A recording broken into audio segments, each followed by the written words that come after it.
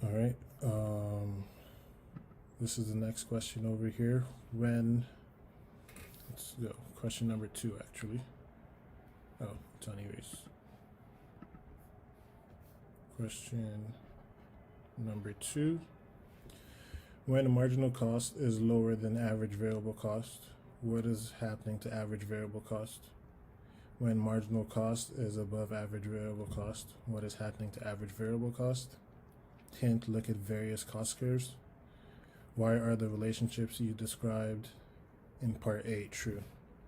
So let's see what our tutor said here.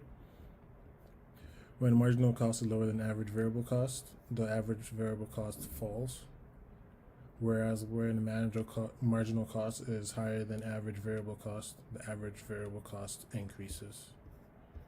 So I do agree with that. The one thing I would say is they could have used a graph, and I could just draw that graph out explaining even further.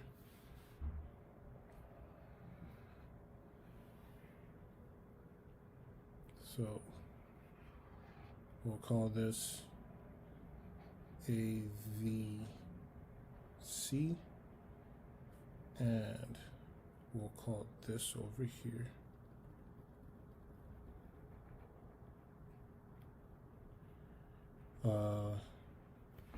that first line was actually supposed to be the marginal cost. My apologies. So we'll call this first line marginal cost, and the second AVC for average variable cost. So again, our junior tutor said when marginal cost is lower than average variable cost, the average variable cost falls. And this is the marginal cost line, and it is lower than, when it's lower than average variable cost, as you can see over here, average variable cost is reducing, it's going down. And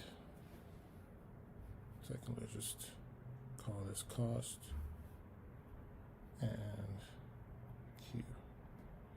So when marginal variable cost is below average variable cost, then average variable cost is decreasing.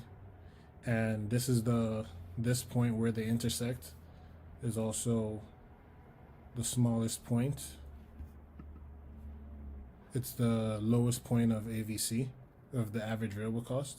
And after that, marginal cost is above the average variable cost curve. And as you can see, as it goes above, average variable cost is increasing. So that would be a graphical depiction of the explanation. And part B says, why is this relationship you described in part A true? The reason for this is that marginal cost represents the cost of producing an additional unit, whereas average variable cost is an average of the production cost, less fixed cost, to produce a certain quantity.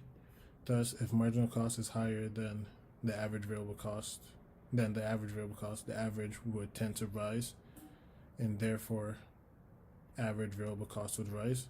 And I think that's the key thing there, is that if marginal cost is increasing, then the average cost would tend to rise, and that's why average variable cost is increasing, would also rise. And if marginal cost is lower, then average variable cost would also go the opposite way, because it reduces the total average cost. So we would say this is correct.